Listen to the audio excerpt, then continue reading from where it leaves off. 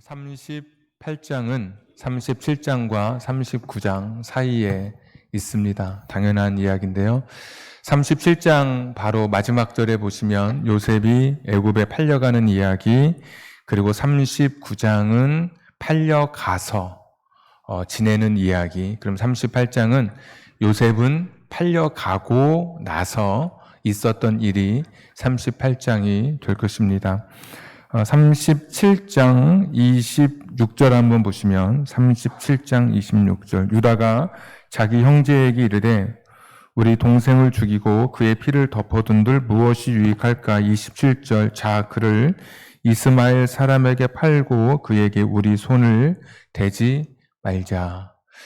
유다라고 하는 이 네 번째 야곱의 아들이 결국 요셉을 파는 일에 어떤 선의가 있었는지는 정확하게 짐작할 수 없지만 유다를 팔았습니다. 그리고 팔려간 이후에 38장 1절 오늘 본문 그 후에 이렇게 되어 있죠. 그 후에 요셉은 팔려가고 아버지는 요셉이 죽었다고 생각하고 울고 있고 그때 그 후에 유다가 자기 형제들로부터 떠나 내려가서 유다가 형제들과 거리를 두기 시작합니다.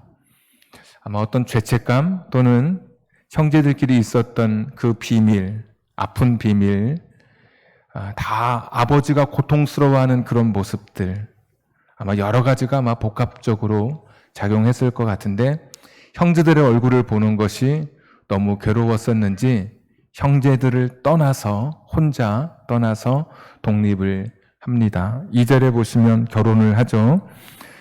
그리고 3절에 보시면 아이를 낳는데 첫 번째 아들이 엘, 또 4절에 보시면 두 번째 아들을 낳습니다. 오난, 5절에 보시면 세 번째 아들 셀라라고 하는 아들을 낳습니다. 그리고 6절에 보시면 첫 번째 아들을 이제 장가 보냅니다. 며느리를 드리는데 며느리의 이름이 다말이라고 하는 며느리입니다. 7절에 첫 번째 아들이 정말 안타깝게도 아버지보다 먼저 세상을 떠나게 됩니다. 8절 여러분 같이 보십시오. 유다가 오난에게 이르되 내 형수에게로 들어가서 둘째 아들에게 이르되 내 형수에게로 들어가서 남편의 아우된 본분을 행하여 내 형을 위하여 씨가 있게 하라. 그러니까 아버지가 둘째 아들에게 내 형수에게로 들어가서 네가 아우된 본분을 다 행해라. 그래서 형을 위해서 씨를 갖게 하라. 씨가 있게 하라라고 하는 그런 좀 요즘 시대에는 좀 어색한 그런 말씀입니다. 그런데 성경에도 이 말씀이 기록되어 있고 그 당시 고대 근동에는 똑같은 단어인데 우리나라에도 있었습니다. 형사 취수제. 형이 죽으면 형수를 취하는 제도가 있었습니다. 또 비슷한 말로 수혼법, 형수와 혼인하는 법, 또 계대 결혼, 이을 대를 잇기 위한 결혼, 이런 제도가 있었습니다. 이것은 고대에는 대를 잇는 것이 사실 굉장히 중요한 일이었습니다. 대가 끊긴다고 하는 것이 얼마나 이것이 상상도 못할 일이었죠. 그래서 이 대를 잇기 위해서 형이 아이를 낳지 못하고 죽으면 그 동생이 그 형수를 쫓아보내지 않고 다시 자기 친정으로 돌려보내지 않고 과부로서 자기가 쫓겨난다고 하는 것은 이 당시에 가나안의 여인들은 자기 재산을 과부는 자기 이름으로 등록할 수 없기 때문에 정말 거지가 되는 겁니다. 한순간에.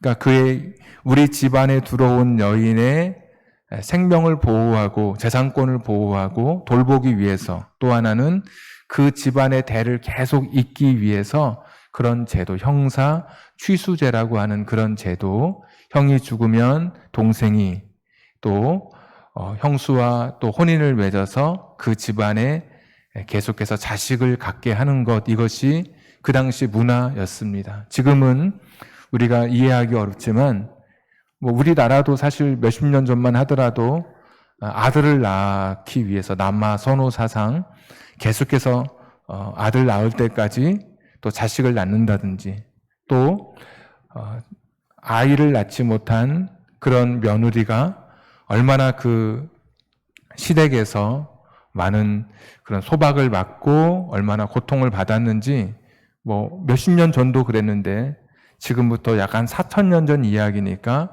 훨씬 더 지금보다 가문의 아이를 낳는 것, 이것이 여자의 본분이죠. 내가 결혼해서 이 집에 왔으면 남자를 낳아야 되는 거예요. 여자를 낳아서도 안 되고 사내 아이를 낳는 것이 그 여인이 할 수 있는 최고의 본분인 거예요. 그런데 이 둘째 아들이 생각해 보니까 형수를 취했는데 내가 만약에 이 형수를 통해서 아이를 낳아도 내 자식이 아닌 거예요. 형의 자식이 되는 거예요. 이게 왜냐하면 가문을 잇는 게 중요하기 때문에 그러니까 일부러 아이를 갖지 않도록 자기가 땅에다 설정을 하고 말해요. 오늘 본문에 보니까 만약에 이 아이를 낳지 않으면 자기하고 동생하고 둘만 있으니까 둘이 유산을 물려받을 텐데 아이를 낳으면 형의 재산이 장자의 재산이 다 돼버리고 자기는 나머지 몫만 좀 나누어 받게 되니까 일부러 싫었던 것이죠.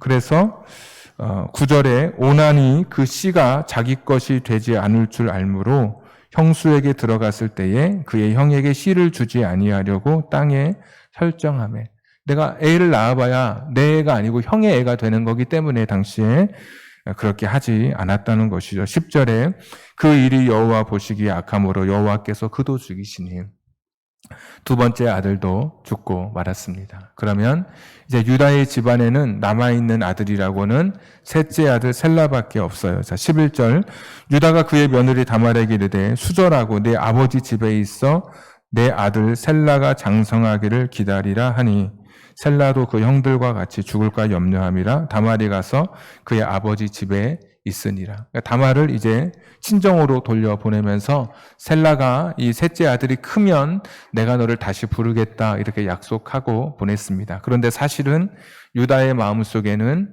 셋째 아들도 죽을까 봐 염려가 있었다 그러죠. 그러니까 첫째 아들도 죽고 둘째 아들도 죽으니까 혹시나 셋째 아들도 죽을까 봐 그만 다말을 쫓아내버린 겁니다. 우리 흔히 뭐 집안에 여자가 하나 잘못 들어와서 어떻게 됐다 이런 말이 있듯이 같은 동양 문화권이기 때문에 이 시대에도 그런 문화, 혹시나 큰아들도 죽고 둘째도 죽었는데 이 얘 하나 잘못 들어와서 셋째도 죽을까 봐 사실은 핑계는 크면 내가 널 부르겠다고 했지만 돌려보낸 이야기가 오늘 이제 여기까지 살펴본 이야기입니다. 다말은 이제 친정으로 쫓겨났습니다. 그러면서 자기 시아버지가 다시 자기를 부를 날만을 기다리고 있는 거죠. 셋째를 주기로 했기 때문에 이미 약속이 되어 있는 상태여서 자기가 할 수 있는 것은 아무것도 없습니다. 그냥 시아버지의 부름을 기다릴 수밖에 없습니다. 13절에 어떤 사람이 다말에게 말하되 내 시아버지가 자기 양털을 깎으려고 딥나에 올라왔다 한지라. 누가 전해주는데 시아버지가 너 사는 곳 근처에 왔다고 전해주는 거죠. 양털을 깎으려고. 1년에 한 번씩 목축업은 따뜻한 봄날이 되면 양의 털을 깎아서 출하를 합니다. 그때 한 몫을 챙기게 돼요. 목자들에게 돈도 나눠주고 또 다른 양을 사기도 하면서 재산을 불리는 축제의 때인데 이때 자기가 직접 깎는 것이 어렵기 때문에 전문적으로 깎는 사람에게 양을 데려가서 깎는데 자기 근처로 오게 됐다는 이야기를 들어요. 그런데 시아버지가 자기를 안 부르는 거예요. 그 중에 그 동안에 12절에 보시면 유다의 아내는 죽어요. 자기 시어머니도 죽었어요. 그런데 그 시간이 지났는데도 자기를 안 불러요. 그때 이 다말이 어떤 결정의 기로에 서게 됩니다. 어떤 기로냐면 시아버지를 만나서 셋째를 달라고 세 번째 아들 셀라를 달라고 단판을 짓든지 아니면 시아버지 자신이 그런 약속을 수행하는 대상이 되든지 이런 결정의 기로에 섰습니다. 성경에는 형사 취수제가 한 집안의 대를 잇기 위해서 형제로 그 며느리의 남편을 형제로 국한하고 있다면 이 당시 가나안 문화는 상관없이 시아버지까지 그 집안의 대를 이을 수 있는 남자라면 누구든지 허락되는 그런 문화 속에 이 다말이 가나안 여자니까 살고 있었어요. 그래서 그런지 그는 위험한 모험을 자행하게 됩니다. 아무리 봐도 셋째 아들을 아버지가 줄리는, 시아버지가 줄리는 틀렸고, 그렇다면 내가 직접 시아버지로부터 이 가문에, 유다 가문에 내가 대를 이어야 되겠다. 그러니까 지금 관점으로는 굉장히 이해하기 어렵지만 4,000년 전에 당시의 문화를 생각하면 또 그것이 일견 이해가 되는 그런 부분이 있어요. 그러니까 내가 직접 시아버지로부터 이 가문에 내가 이 대를 이어야 되겠다. 그리고 이어지는 말씀에 보시면 창녀의 복장을 합니다. 얼굴을 가리우고 시아버지와 육체적 관계를 가져요. 담보물로 화대를 받는데 유다가 하고 있었던 그 도장, 목에 걸었나 보죠. 끈, 그리고 이 지팡이, 이 세 개를 담보물로 대신 받아요. 그리고 이제 지나갔어요. 하룻밤이 지나고 얼마간 시간이 지난 다음에 누가 유다에게 와서 이런 말을 해주는 겁니다. 너의 며느리 다말이 글쎄 아기를 가졌대. 벌써 3달이나 됐대. 애를 가진 지 3개월 됐대. 그 이야기를 듣고 유다가 행음한 이 다말을 죽이려고 불러내요. 그리고 죽이려고 하는 찰나 이때 다말이 뭐라고 말하냐면 내 뱃속의 아이는 이 사람이 그 아버지입니다. 그러면서 가지고 있었던 손에 있던 것을 딱 내놓아요. 유다에게, 시아버지에게, 지금 자기를 죽이려고 하는 시아버지에게 내 뱃속의 아이의 아버지는 이 사람입니다. 그랬더니 보니까 자기 신분증이에요. 자기 도장, 자기 목걸이, 그 다음에 자기 갖고 다니던 지팡이인 거예요. 자, 뭐라고 말하냐면 이때 유다가 26절 유다가 그것들을 알아보고 이르되 그는 나보다 옳도다. 내가 그를 내 아들 셀라에게 주지 아니하였음이로다 하고 다시는 그를 가까이 하지 아니하였더라. 그러니까 오늘 26절이 굉장히 이제 중요한 말씀인데 그것을 보고 나서 다말에게 유다가 하는 말이 나보다 네가 더 옳구나. 내가 참 잘못했구나. 자기 자신이 잘못했던 것을 이제 그대로 며느리 앞에서 고백하게 되는 거예요.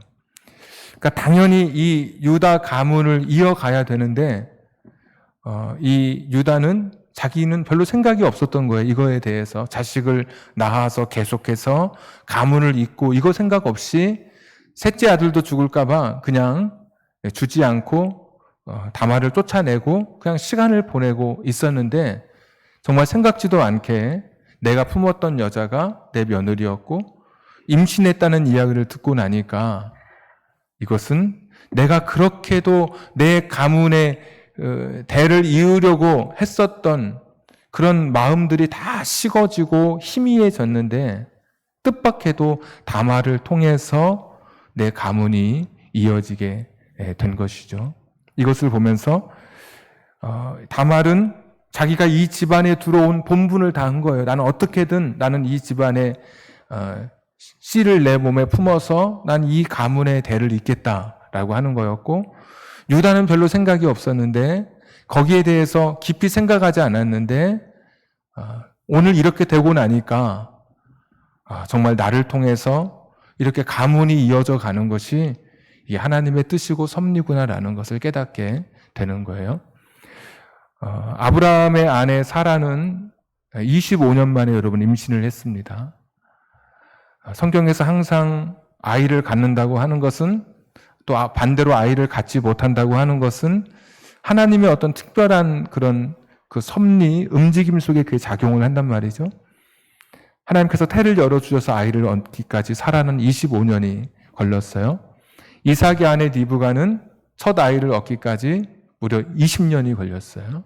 그러니까 이게 굉장한 아이를 갖는다고 하는 것은 자식은 여호와의 주신 기업, 선물이라는 거거든요. 그냥 되는 게 아니란 말이죠, 우연히.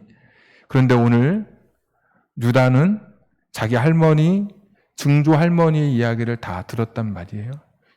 심지어 라헬이라고 하는 야곱의 아내도 그 요셉을 낳기까지 꽤 긴 시간이 아이를 갖지 못하다가 갖게 되는. 그러니까 이 아이를 갖는 게 쉽지 않은 그것을 느꼈던 그때 한 번의 관계를 통해서 아이를 갖게 된 거예요. 유다는 사실 충격일 수밖에 없는 것이죠. 내 가문이 생각지도 않았던 내 가문의 씨가 이렇게 대가 이어진다고 하는 것이 참 유다에게는 굉장히 놀라운 것이죠. 그러니까 유다는 이것을 그냥 넘길 수 없는 거예요. 예사롭게 그냥 넘길 수 없어요. 후대 사람들은 이 사건을 보고 우리는 이 시대의 관점으로는 참 남사스럽다라고 하지만 룻기서 4장 12절에 보시면 보아스에게 사람들이 축복하면서 뭐라고 말하냐면 다말이 유다에게서 유다의 씨를 받아 베레스와 세라를 낳은 것처럼 두 아들 낳거든요. 쌍둥이를 낳은 것처럼 보아스 너도 그렇게 룻과 함께 그런 큰 축복이 있기를 바란다. 사람들이 그런 이야기를 해요. 그러니까 오늘 이 사건을 어떻게 봤냐면 참 하나님의 축복으로 본 거예요. 하나님의 섭리로 본 거예요. 대가 끊길 뻔했던 유다의 가문이 그냥 끊어졌을 뻔한 가문이 이 모험적인 행동을 한 다말을 통해서 가문이 이어져 가게 된 것을 굉장한 축복이고 하나님의 섭리로 그 당시의 사람들은 이해를 했어요. 그래서 유다도 네가 나보다 더 옳은 일을 했다 이렇게 이야기를 했죠. 자, 하나님께서 아브라함과 이삭과 야곱에게 주셨던 동일한 약속이 하나님 나라의 약속이었어요. 자식을 낳고 너의 대가 끊기지 않겠다는 거잖아요. 그리고 영토를 주고 내가 너와 함께 하겠다. 이렇게 세 가지 약속을 계속 거듭 해 주셨어요. 그런데 야곱의 때에 12아들을 낳고 사실은 더 이상 이 가문이 대를 잇지 못하고 있는 거예요. 큰아들이었던 누우베는 야곱의 첩과 통간을 하면서 그의 인생이 완전히 흐트러져 버렸어요. 둘째 시므온과 셋째 레위 역시도 자기 여동생이 겁탈당했을 때 엄청난 살인을 저지르면서 한 가정을 이룬다고 하는 것은 사실 생각도 못하고 있었어요. 네 번째 유다만 결혼을 했단 말이죠. 그런데 유다 역시도 자기의 대를 잇는 하나님이 약속하신 너의 자손이 계속해서 대를 잇고 대를 이어서 위대한 민족을 이룰 것이라고 하는 이 하나님의 약속에 대해서 이 야곱의 온 가정이 전체 다 이 약속이 희미해져 있던 그런 때예요. 야곱도 자기 자식들을 통해서 계속해서 대를 이으려고 하는 결혼시키려고 했었던 그런 시도조차도 없어요. 그냥 유다만 동생 팔아버리고 유다만 결혼을 했는데 독립을 해서 자식을 계속해서 낳을 수 있는 그런 환경 속에서 더 이상 대를 잇지 못하고 딱 멈춰 버렸단 말이죠. 그러니까 하나님의 약속이 멈춰지는 그런 상황인 거예요, 지금. 하나님이 약속하신 그 축복의 약속, 하나님 나라의 약속이 사실 38장에서 위기를 맞았어요. 큰아들 죽고 둘째 아들 죽으면서 셋째 아들은 며느리에게 안 주기로 결심하면서 그냥 끝나버릴 것 같은 그런 상황이었어요. 그런데 생각지도 못하게 정말 대담하게도 다말을 통해서 이 집안의 자손이 이어져 가게 되는 거예요. 자, 결론인데요. 하나님의 약속은 자기 길을 가는 거예요. 야곱의 자식들은 다 꼬여버렸어요. 모든 인생들이. 야곱의 자식들은 가정을 이루고 살기에는 너무나 많은 일들을 겪었어요. 그냥 여기서 하나님의 약속은 끝나버리는가? 사람의 길은 다 막혀버린 것 같았어요. 그런데 하나님의 약속은 헝클어진 인생사 가운데서 복잡하게 지금 얽혀있는 세상사 가운데서도 하나님의 약속은 흔들림 없이 그 약속 성취를 위해서 계속 그 길을 가고 있는 거예요.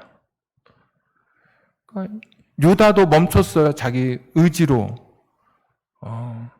아들 죽을까 봐 멈췄어요. 심지어 다말도 자기가 어떤 큰 일을 이루리라고 생각하지 못하고 그냥 단지 다만 이 집안에 내가 들어왔으니까 내가 이 집안의 씨를 내가 받아서 이 집안의 가문을 이어야 되겠다라고 하는 그냥 그런 생각밖에 없었던 거예요. 그런데 이런 인간의 생각들과 이런 일들 속에서도 하나님은 하나님의 일을 꾸준하게 하고 계셨던 거예요. 2000년이 지나고 이 시대 2000년이 지나고 마태복음 1장 1절에 보시면 아브라함과 다윗의 자손 예수 그리스도의 세계라. 아브라함은 이삭을 낳고 이삭은 야곱을 낳고 야곱은 유다와 그의 형제를 낳으니라 이렇게 되어 있어요. 넷째 아들인데도 야곱은 그의 유다와 그의 형제를 낳으니라. 마태복음 1장 3절에 보시면 유다는 그 다음에 유다는 다말에게서 베레스와 세라를 낳고 이렇게 되어 있어요. 그러니까 하나님 나라의 그 2000년이 흘러 예수님께서 이 땅에 하나님의 아들로 오실 때 그 육신의 계보 속에 누가 이름을 올리냐면 다말이 자기의 이름을 올리는 거예요. 유다도 자기의 이름을 올리는 거예요. 몰랐어요. 자기가 어떤 일을 하는지, 자신의 인생 속에 어떤 일이 일어나고 있는지 몰랐어요. 다말도 자기가 그렇게 위대한 이 땅의 구세주이신 예수 그리스도를 자신의 육신의 계보로 품으리라고는 생각하지 못했을 거예요. 그런데 하나님은 하나님의 약속을 이루어 가시는 거예요. 인간의 생각, 인간이 가지고 있는 관념, 헝클어진 내 인생에 꼬여버린 그런 일들, 그 가운데서도 하나님은 변함없이 하나님은 신실하게 그 약속의 길을 따라서 그 약속이 이루어져 가는 거예요. 참 놀라운 거죠. 우리는 하나님을 잊을지라도 하나님은 우리를 잊지 않으시죠. 모든 사람들이 하나님의 그 위대하신 약속을 다 잊었단 말이에요. 이때 38장에. 그런데도 하나님은 그 약속을 잊지 않으셨어요. 생각지도 않았던 가나안 여인 다말을 통해서 유다의 가문이 이어지게 되고 그 가문을 통해서 다윗이 태어나고 또 그 가문을 통해서 예수님께서 이 가문의 씨를 받아 이 가문의 이름을 올리게 되는 거예요. 그러니까 하나님께서 가졌던 이 하나님 나라의 약속, 그 꿈은 계속해서 인간의 상황과 환경에 따라 흔들리거나 약해지거나 희미해지지 않고 하나님의 약속은 그 길을 꿋꿋하게 그 약속의 길을 걸어가는 거예요. 우리 인생이 지금도 여러 상황과 환경 속에서 내 인생이 지치고 헝클어지고 다 무너진 것 같은 그런 상황을 맞이한 분도 계실 수 있어요. 제가 드릴 수 있는 말씀은 하나님은 그럼에도 불구하고 여러분의 인생사 가운데, 인생길 가운데 하나님은 묵묵히 하나님의 뜻을 여러분의 인생 속에 지금 펼쳐가고 계신 거예요. 그러니까 나는 몰라요. 우리는 몰라요. 근데 하나님은 여전히 내 인생 속에서 하나님의 약속을 이루어 가시는 그런 신실하신 그런 분이신 거예요. 파도가 막 찰싹찰싹 거리면 두려워요. 큰 풍랑이 일면 두려워요. 그런데 깊은 바다로 들어가면 들어갈수록 밑은 잔잔해요. 위는 파도가 치든지 말든지 밑은 수면 아래 저 깊은 심연에 들어가면 거기는 물의 흐름이 없는 것처럼 정지되어 있는 것처럼 아주 잔잔해요. 그러니까 내 인생은 계속해서 파도를 맞고 풍랑 속에 내 인생은 흔들거려요. 그런데 내 인생의 밑바닥에 나를 붙들고 계신 하나님은 한 번도 흔들리신 적이 없으세요. 여전히 나를 향한 계획을 가지시고 나를 향한 꿈을 가지신 채 흔들리지 않은 채 묵묵하게 그 길을 지금도 걷고 계시는 거예요. 아무도 생각하지 않았던, 그 누구도 이해할 수 없었던, 그리고 그 누구도 계획할 수 없었던 오늘 이 사건이에요. 참 어렵죠. 오늘 이 본문이 낯설은 본문이고 강단에서 입에 올리기에 그렇게 편안한 본문도 아니에요. 근데 분명한 것은 오늘 이 본문 속에, 오늘 이 사람들 사이에 여러 상황과 환경이 각기 상충하고 꼬여버린 이런 삶 속에서도 하나님은 하나님의 꿈을 잃어버리신 적이 없어요. 생각지도 않았던 누가 시아버지와 육체적 관계를 맺어서 그 가문을 이으리라고 누가 생각했을까요? 하나님은 모든 인생의 일들을 통해서 여전히 하나님 당신의 꿈을 이루어 가시고 당신의 약속은 그 약속의 길을 따라서 그냥 묵묵하게 아주 묵직하게 걸어가고 있는 거예요. 여러분이 오늘 어떤 삶을 살다 오셨는지 제가 잘 알지 못하죠. 예배당에 오셔서 눈물을 쏟으시는 분도 계실 거고, 올 때 무거운 마음으로 여러분 오늘 이곳에 오신 분도 계실 거예요. 제가 드릴 수 있는 말씀은 여러분의 인생 가운데 여전히 하나님은 한 번도 여러분처럼 실망하거나 포기하거나 낙심하지 않으신 거예요. 우리는 흔들려도 하나님은 한 번도 흔들리신 적이 없어요. 내가 하나님에 대한 사랑이 희미해져도 하나님의 사랑은 한 번도 나를 향해서 희미해진 적이 없으셔요. 지금도 여전히 하나님의 약속, 하나님의 뜻은 내 삶 속에서 큰 강처럼 도도히 흘러가고 있어요. 내 삶에 커다란 바위가 거치는 것처럼 있고 큰 나무가 내 삶을 가로막고 있는 것 같아도 은혜의 강, 하나님의 은혜의 그 축복은 내 인생의 바위와 나를 가로막고 있는 이 나무를 훨씬 넘어서는 은혜의 강으로 다 덮으며 우리 인생을 하나님의 약속으로 이끌어 가고 계셔요. 내 인생에 지금도 흘러오고 있는 하나님의 은혜, 내 인생을 지금도 관통하고 있는 이 하나님의 인도하심, 하나님의 약속을 붙드는 것이 믿음이에요. 지금은 모를 수 있어요. 유다도 다말도 이때는 몰랐어요. 2000년이 지나고 나서야 하나님께서 어떻게 그 길을 그들 가운데 약속을 지키셨는지를 2000년 지나고야 알게 되는 거예요. 오늘 나의 고통과 나의 눈물을 다 모를 수 있어요. 여전히 지금 하나님께서 내 인생을 붙들고 계신 것을 아직 다 모를 수 있어요. 하나님의 약속이 내 삶에 지금도 한 번도 흔들림 없이 흘러가고 있는 것을 지금은 모를 수 있어요. 그러나 시간이 지나면 하나님의 계획과 섭리가 뜻이 무엇이었는지 비로소 알게 될 거예요. 여러분 두려움 없이 이 세상을 향해서 여러분을 던지세요. 두려움 없이 여러분 이 세상을 향해서 여러분의 삶을 과감하게 살아가세요. 너무 포기하고 너무 절망하고 주어진 현실 앞에 너무 그렇게 쉽게 무릎 꿇지 마세요. 내 인생을 붙들고 계신 분이 하나님이에요. 나는 내 인생의 미래를 모르지만 내 인생의 미래를 알고 계신 그 하나님을 우리가 오늘도 고백하고 있는 거예요. 그분이 내 인생을 붙잡아 주셔요. 저 언덕에서 그 큰 이 바다와 같은 이 세상에 하나님과 함께 그 은혜의 배를 띄워서 가는 거예요.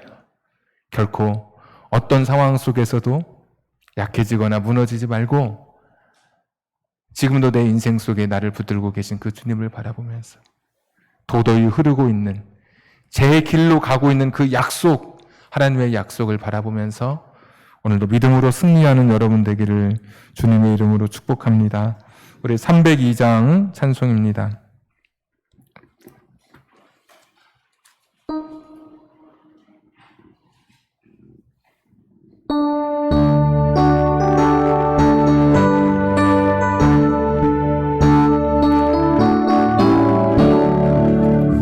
내 주 하나님 넓고 큰 은혜는 저 큰 바다보다 깊다. 너고 닷줄을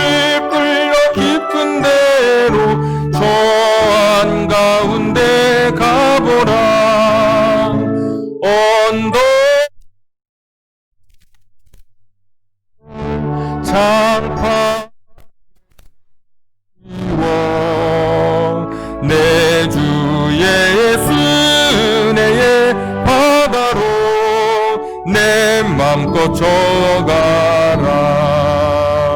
왜 너 인생은 언제나 거기서 저 큰 바다 물결 보고 금인 모르는 깊은 바다 속을 한 번에 하려 안 보나.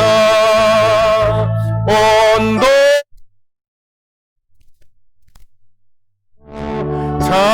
장파의 뱃뒤 두려움 없이 세상을 향해 나아가십시오. 은혜의 바다로 내 맘 거쳐가라.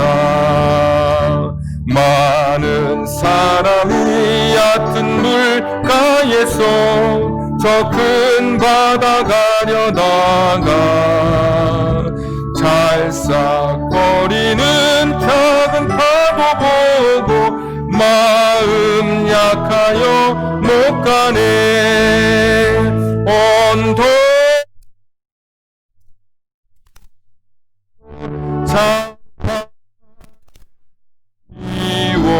이워 내 주 예수 은혜의 바다로 내 맘 거쳐가라. 자곧 가거라 이제 곧 가거라 저 큰 은혜 바다 향해. 자곧 내 노를 켜 깊은 데로 가라. 망망한 바다로 언덕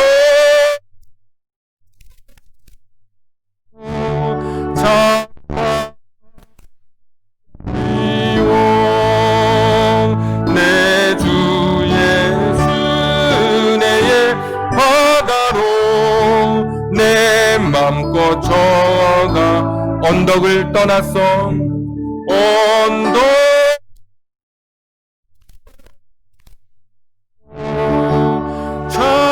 장파의 배 띄워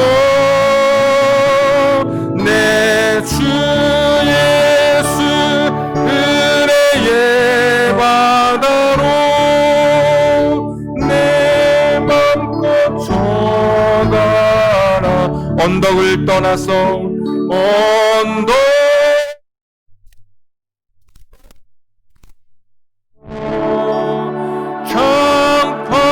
장파의 배 띄워 내 주 예수 은혜의 바다로 내 맘 거쳐가라. 우리 시간에 같이 한번 기도하겠습니다. 하나님의 약속은 자기의 길을 걸어갑니다. 인간의 길은 헤매도 하나님은 헤매시는 적이 없습니다. 내 인생이 너무 꼬여있고 어디서부터 풀어야 할지 막막한 인생의 시간을 지금 보내고 있으십니까? 하나님은 결코 막막하거나 결코 길을 헤매지 않으시는 하나님이십니다. 2000년이 지나고 유다 가문을 통해서 예수님이 오십니다. 아무도 관심 없었지만 의외로 한 여인의 다말의 모험을 통해서 하나님의 자녀가 이어지는 그런 축복을 경험하게 됩니다. 알고 봤더니 하나님의 계획이었고 하나님의 섭리였습니다. 하나님은 결코 뒤죽박죽 혼란한 속에서도 하나님의 뜻은 이루어지는 것을 보여줍니다. 하나님의 약속은 오늘도 성취됩니다. 여러분, 언덕에 서서 이 세상이라고 하는 이 창파에 여러분의 인생의 배를 마음껏 띄우십시오. 우리 주님이 함께 하시는 그런 인생이기에, 우리 주님이 함께 하시는 배이기에 마음껏 노를 저어 여러분의 인생을 자유자재로 마음껏 누리시고 결코 절망하거나 포기하지 말고 힘있게 믿음의 길을 걸어가기를 원합니다.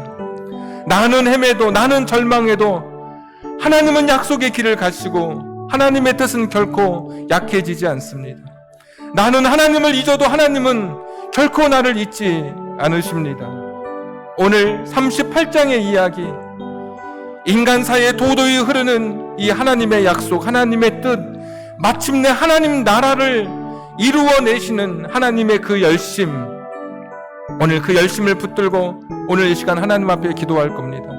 주님, 더 이상 절망하지 않게 하여 주옵소서. 내 인생의 바다를 향해 주님을 의지하고 마음껏 세상을 향해 힘있게 나아가게 해 주옵소서. 우리 주어진 시간 한 1, 2분만 우리 같이 한번 오늘 주신 말씀 기억하면서 기도하도록 하겠습니다. 같이 기도합니다. 전능하시고 자비로우신 아버지 하나님, 오늘도 주신 말씀을 기억하며 기도합니다. 다 끝나버린 상황, 절망적인 상황에서도 전혀 생각하지 못했던 이 사건을 통해서 하나님의 뜻이 이루어졌던 것처럼, 하나님, 유다가 그 길을 열어간 것이 아니라 하나님께서 그 길을 열어가신 것을 믿습니다. 하나님의 약속이 그 길을 걸어가신 것을 믿습니다. 하나님 아버지, 뒤죽박죽 혼란한 속에서도 인간은 길을 헤매도 하나님의 약속은 제 길을 가는 것을 믿습니다. 하나님, 오늘도 주신 이 말씀을 붙들고 힘들고 어려운 인생길에서도 결코 절망하거나 결코 무너지거나 결코 넘어지거나 쓰러지지 않게 하여 주옵소서. 전능하신 아버지 하나님, 오늘 이 주신 말씀 결코 내 인생 약해지지 않게 하시고 하나님의 약속이 이루어지는 이 사건을 보면서 오늘도 믿음으로 걸어가게 해 주옵소서. 언덕을 떠나서 창파에 여러분의 인생의 배를 힘있게 띄우십시오. 내 주 예수 은혜의 바다로 내 맘껏 저가 언덕을 떠나서 언덕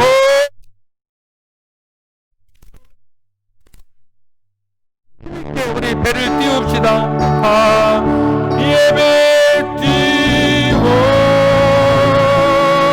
내 주 예수 은혜의 바다로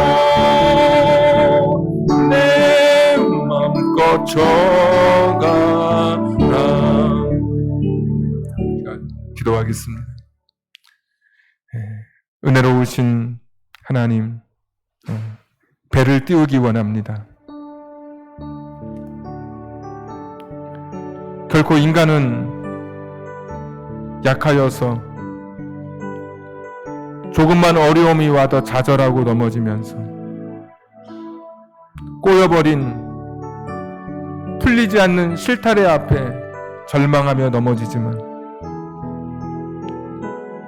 우리 인간은 길을 헤맨다 할지라도 하나님은 여전히 그 길을 한 번도 잃지 않은 채 우리 인생에서 하나님의 약속을 이루어 가시는 분인 것을 오늘도 고백하게 해 주옵소서. 유다도 다말도 몰랐지만 하나님은 묵묵히 하나님 나라의 그 약속을 묵묵히 이루어 가신 것처럼 오늘도 내 인생 속에 묵묵히 하나님의 약속을 이루어 가시는 분인 것을 오늘도 믿음으로 고백합니다. 아무리 절망적인 상황이라 할지라도, 어찌할 수 없는 상황이라 할지라도 이 언덕에 서서 두려워할 것이 아니라 이 세상을 향해 힘있게 내 인생의 배를 띄우고 변함없으신 주님 내 배 사공으로 보시고 인생의 길 항해하게 해 주옵소서. 전능하신 하나님, 하나님의 신실하신 약속, 하나님의 신실하심에 우리 인생을 기댑니다. 내 자녀, 우리 가정도 하나님의 신실하심에 우리 자녀를 맡깁니다. 약속한 것을 이루시는 그 하나님 의지하면서 절망하지 않고 인생의 길 걷게 해 주옵소서. 귀한 예물 드린 손길들 하나님의 시간에 하나님의 방법으로 풍성하게 채워 주옵소서. 이제는 우리 구주 예수 그리스도의 은혜와 하나님 아버지의 극진하신 사랑하심과 성령님 감동 감화 내주 충만하심이, 인간은 길을 헤매도 한 번도 길을 헤매지 아니하시고 내 인생 속에서 묵묵히 하나님의 약속과 뜻을 이루어 가시는 신실하신 하나님과 함께 이번 한 주간도 절망하지 않고 포기하지 않고 멈추지 않고 이 은혜의 길, 믿음의 길을 걷기로 결심하는 우리 사랑하는 성도님들 위해 저들의 가정과 직장과 사업장과 환경과 인생의 꿈 위에 지금부터 영원까지 함께 하시기를 간절히 축원하옵나이다. 아멘.